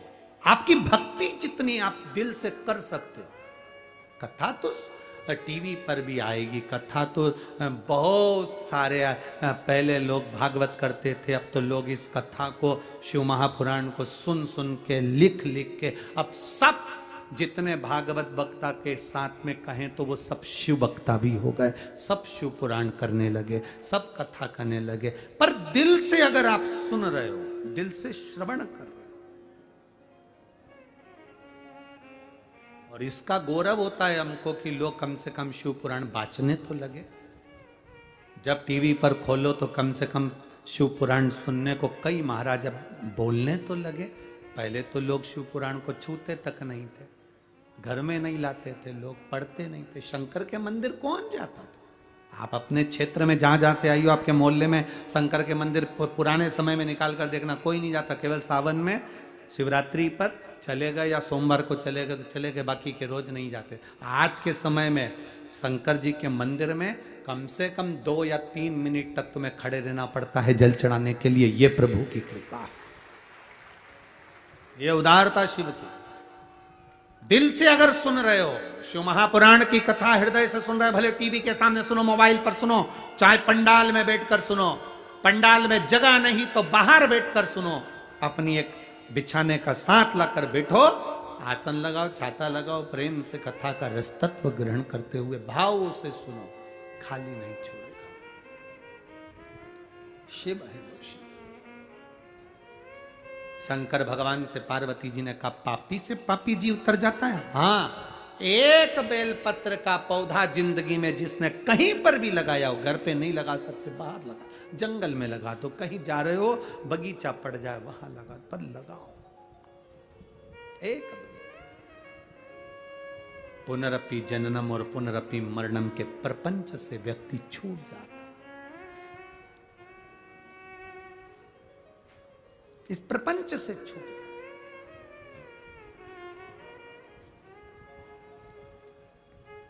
पार्वती जी शिव जी से कहती हैं, जैसे आप नंदी पर बिठाकर देवराज नाम के ब्राह्मण को लेकर आए हो, एक बार मुझे नंदी पर बिठाकर जिस भूमि पर सर्वाधिक वृक्ष बेलपत्र के हों उस भूमि पर मुझे भ्रमण करा कर लेकर आइए, घुमा कर लेकर आइए। अभी आपको कहा था जहां पर मयूरेश्वर विनायक विराजमान है, अष्ट विनायक में से एक, वो पूरा मोरगांव सब दूर बेलपत्री के वृक्ष थे, जहां पर देवाधिदेव महादेव माता पार्वती को नंदी पर बिठाकर भ्रमण कराने लेकर आए। एक स्थान पर शंकर भगवान पार्वती को लेकर बैठ गए। नंदी से कहा, नंदी तुम भ्रमण कर कर आओ जब तक हम यहां विराजमान हैं। नंदी घूमने के लिए गए। नंदी उस बेलपत्री के वन में जब घूम रहे थे तो नंदी ने क्या देखा कि एक स्त्री कराह रही है। एक स्त्री कराह रही है। कराह का मतलब है कि वो पुकार रही है, करा रही है, कांक रही है। कोई दर्द होता है, कोई कष्ट होता है तो व्यक्ति कराहता है, करा। नंदी को समझ में नहीं आया कि ये कौन स्त्री है जो इतनी कराह रही है, ये कौन स्त्री है जो इतनी कांख रही है, इतनी चिल्ला रही है। थोड़ी देर बाद नंदी ने देखा कि स्त्री तो करा रही थी। थोड़ी देर बाद नंदी क्या देखते हैं कि वहां बहुत सारे मोर, वो भी कराह रहे हैं, वो भी पुकार रहे हैं, वो भी चिल्ला रहे हैं। मोर भी कराह रहे हैं।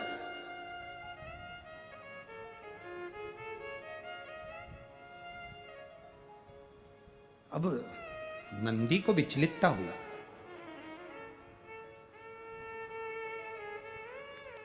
आप लोग तो अष्टविनायक की इस पवित्र भूमि पुणे में रहते हो, आप लोगों को तो ये कथा जरा ज्यादा याद होगी, क्योंकि आप लोग मयूरेश्वर विनायक तो गए हो सभी लोग तो गए होगे, तो आप लोगों को ये कथा तो ज्यादा मालूम होगी। हम लोग तो केवल मुद्गल पुराण, गणेश पुराण, शिव पुराण और ब्रह्म वैवर्त पुराण की, इन चारों पुराणों में से ये पवित्र कथा आपको सुना रहे। कोई आपसे पूछे कि गुरुजी ने अष्टविनायक की कथा काय में से सुनाई, ये पूरा चरित्र काय में से सुनाया, तो आप कह सकते हो मुद्गल पुराण में से श्रवण कराया। आप कह सकते हो ब्रह्म वैवर्त पुराण में से, गणेश पुराण में से, शिव पुराण में से श्रवण कर। मुद्गल पुराण कह रही है बहुत सारे मोर करा रहे हैं, बहुत सारे मोर करा। एक स्त्री कराहती, नंदी के मन में भाव आया कि स्त्री करा रही है, स्त्री पुकार रही है, स्त्री रो रही है, तो नंदी के मन में आया कि ये स्त्री करा रही है, इससे जाकर पूछूंगा। पर थोड़ी देर में नंदी ने क्या देखा कि बहुत सारे मोर भी करा रहे हैं, बहुत सारे मोर भी रो रहे हैं, बहुत सारे मोर भी पुकार रहे हैं, वो भी कराहने में लगे। नंदी विस्मय में पड़ गए, विस्मय में पड़ गए। अब थोड़ी देर बाद नंदी विस्मय में पड़े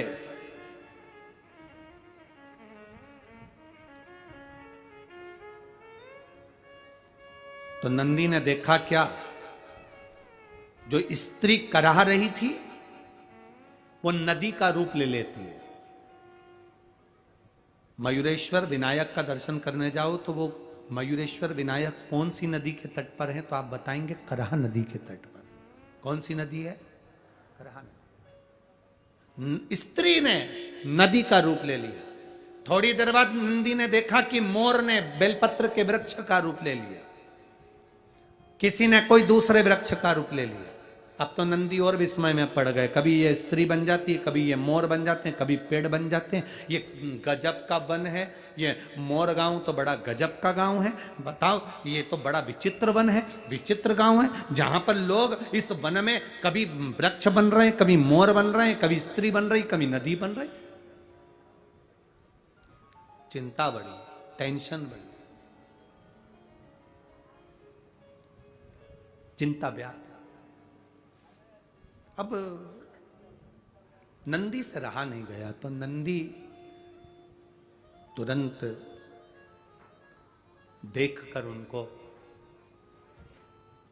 तुरंत दौड़कर देवादिदेव महादेव के पास पहुंचे। शिव जी बैठे थे पार्वती जी के साथ। पार्वती जी का भी ध्यान नहीं गया कि देवादिदेव महादेव ने समाधि ले ली है। देवादिदेव महादेव ने तब साधना में लीन हो गए, नेत्र बंद कर लिए शंकर भगवान ने। कोई कोई होता है, कभी कभी गाड़ी चलाते चलाते पति भी तब साधना में डूब जाता है। पत्नी कहती रहती है, सुनो आज मैं कैसी लग रही, उसे कोई फर्क नहीं पड़ता, वो तो तब साधना में लीन है। गाड़ी ड्राइव कर रहा है, चलते जा रहा है, पत्नी बोल रही है, सुनो आते आते अपन बच्चों के लिए यहाँ से कपड़े खरीद लेंगे, अच्छा मॉल खुला है। पति के ध्यान में तो गाड़ी ड्राइव कर रहा है, तब साधना में लीन है, समाधि में लीन है। पत्नी बोलती जा रही है, बोलती जा रही है, बोलती जा रही है। और जब फिर पत्नी चिल्ला के बोली तब साधना टूटी, तब टूटी। कल सारी दुनिया में हिंदी दिवस मनाया। बोलो, अरे बोलो तो जम के, मनाया कि नहीं मनाया? कौन सा दिवस था? हिंदी दिवस। लोग कहते हैं अंग्रेजी भारी होती है, अंग्रेजी बड़ी प्रबल होती है। हम भारत के निवासी कहते हैं हिंदी बड़ी प्रबल होती है। तो उन्होंने, किसी ने पूछा हिंदी कैसे प्रबल होती है? हमने कहा किसी के भी घर में चले जाओ, जब झगड़ा हो रहा हो तो पत्नी एक ही बात कहती है, बार बार नहीं समझाऊंगी, एक बार अच्छी हिंदी में समझा दी ना तो फिर मत बोल। बस उतने में पति समझ जाता है कि हिंदी बोल्ड है, हिंदी प्रबल है।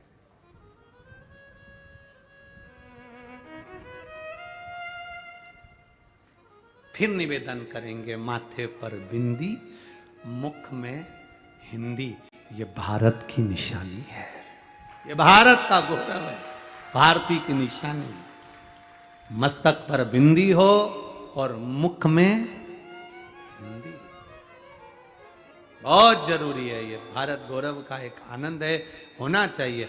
मेरी माताओं से तो हम निवेदन करते हैं, कितना आप लोग तो खैर महाराष्ट्र में रहते हो, हाँ, और जगह में भी तो हम कहने के लिए पीछे नहीं हटेंगे। महाराष्ट्र की माताएं तो वैसे भी कंकु की बिंदी जब पंढरपुर जाती है, और पंढरपुर में जब रुक्मणी जी के माथे पर बड़ी सारी कुंकू की बिंदी देखती है, तो माताएं भी उतनी बड़ी बिंदी महाराष्ट्र की माताएं लगाती हैं, बड़ा। और नथ भी इतनी बड़ी माता बड़े प्रेम से पहनती हैं, तो उससे गौरव आता है। बहुत सुंदर श्रृंगार मेरी माताओं का होता है। ये गौरव है मेरे भारत का, गौरव।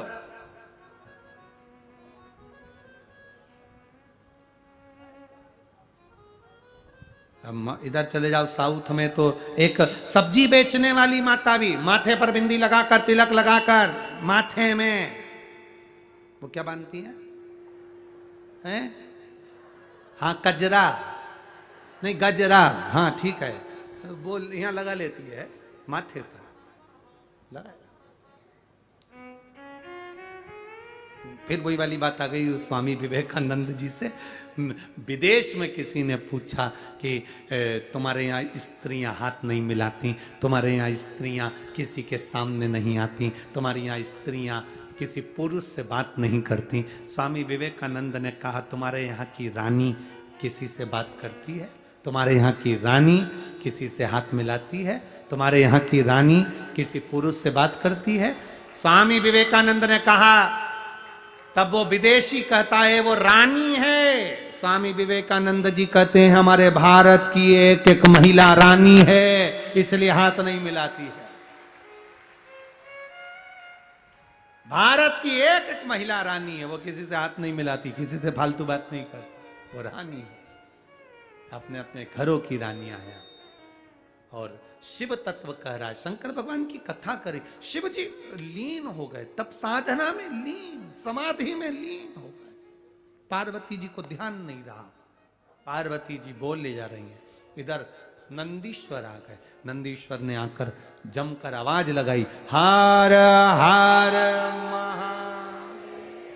जो आवाज लगाई नंदीश्वर ने, शिव जी का ध्यान नहीं टूटा, शिव जी की समाधि नहीं टूटी। शंकर भगवान ने नहीं देखा कि कौन ने पुकारा, पर पार्वती जी ने देख लिया। और पार्वती जी ने देखते से ही तुरंत पूछा, पार्वती जी ने पूछा, नंदी क्या बात है?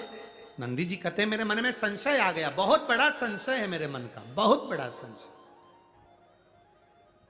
क्या संशय है क्या? बस मैंने अभी, आपने मुझे कहा कि भ्रमण कर कर आओ, भोलेनाथ जी बोले मैं भ्रमण करने के लिए गया, जंगल में देखा तो वृक्ष मोर का रूप ले रहा है, मोर वृक्ष का रूप ले रहा है, एक नदी स्त्री का रूप ले रही है, एक स्त्री नदी का रूप ले रही है, और कराह रहे हैं, रो रहे हैं, चीख रहे हैं, करा रहे। कारण क्या है? पार्वती जी ने नंदी से पूछा कारण क्या है? नंदी बोले हमें ज्ञात नहीं, हमने पूछा तो कोई बताने को तैयार नहीं, करा रहे बस।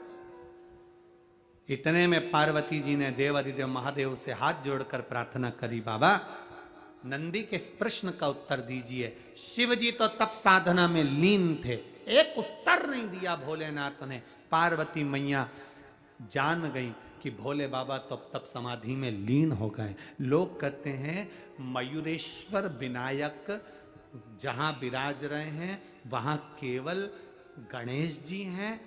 याद रखना, मयूरेश्वर विनायक के मंदिर में केवल गणेश जी नहीं है, मयूरेश्वर विनायक के बाहर जो नंदी बैठा है वो शिव के ही प्रतिबिंब के रूप में विराजमान है, शिव के रूप में। पूरे भारत की भूमि पर कहीं पर भी भ्रमण कर लेना, गणेश जी के मंदिर के बाहर नंदी नहीं मिलेगा। कौन कौन गया है मयूरेश्वर विनायक का दर्शन करने? है कि नहीं नंदी? केवल एक, पूरे भारत की भूमि पर केवल एक गणेश का मंदिर, एक विनायक का मंदिर ऐसा है जिनके बाहर नंदी विराजमान है। वो नंदी क्यों है? उसका कारण यह शास्त्र का।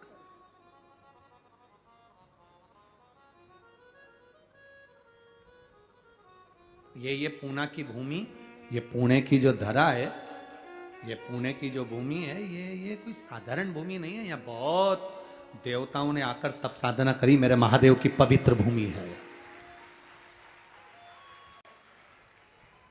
एक शिवलिंग का वर्णन तो हमने अभी पिछली कथा में भी वर्णन किया था। पुणे के पास में, पुणे से शायद औरंगाबाद जाते हैं तो वहां एक शिवालय पड़ता है जहां भक्त के लिए नंदी थोड़ा सा खसक गया। तो शिवलिंग का भी हमने वर्णन किया। यहाँ नजदीक इतने शिवालय, पुणे के इस पावन धारा के आसपास में जितने शिवालय का आप दर्शन करोगे, जितने अष्टविनायक का दर्शन करोगे, पुणे के आसपास के क्षेत्र में कहीं भ्रमण के लिए जाना। लोग कहते हैं हिल स्टेशन चलो, घूमने चलो, यहाँ चलो, वहां चलो। हम उनसे कहते हैं एक बार पुणे में आइए और किसी भी शिवालय में बैठ जाइए, आपको वही हिल स्टेशन का आनंद आएगा। जिस शिवालय में बैठोगे शंकर की भक्ति में, उस आनंद को आप पाओगे, उस भक्ति को आप पाओगे, शिव तत्व की प्राप्ति। महाराज अब पार्वती माता बोल रही है, शिव सुन नहीं रहे, शंकर भगवान समाधि में लीन हो गए। पार्वती जी ने नंदी से कहा, नंदी तुम एक काम करो, जाओ जाकर जरा मालूम करो कि उस स्त्री को दुख क्या है, उन मोरों को तकलीफ क्या, क्यों करा रहे हैं, पूछो जरा जा।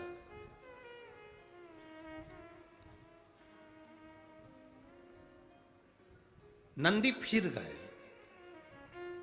और अब की बार जो नंदी गए तो भगवान देवाधिदेव महादेव का स्मरण करते करते स्मरण करते,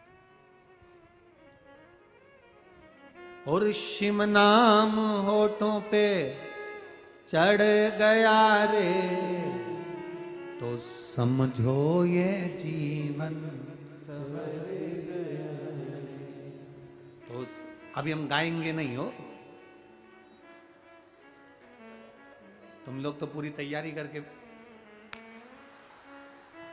तुम गाए और हम उठे।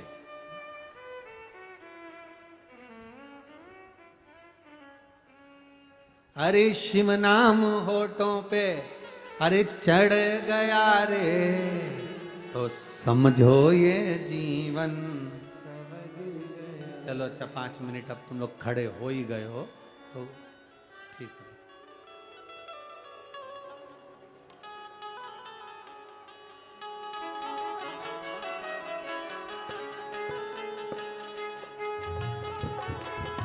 है। ओहो!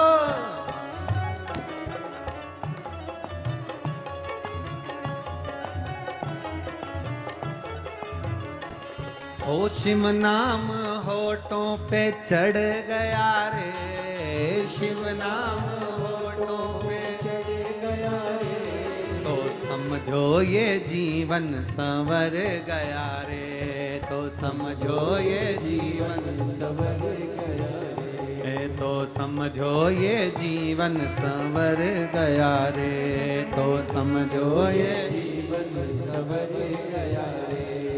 शिव को बना ले शिव का शिवालय, मन को बना ले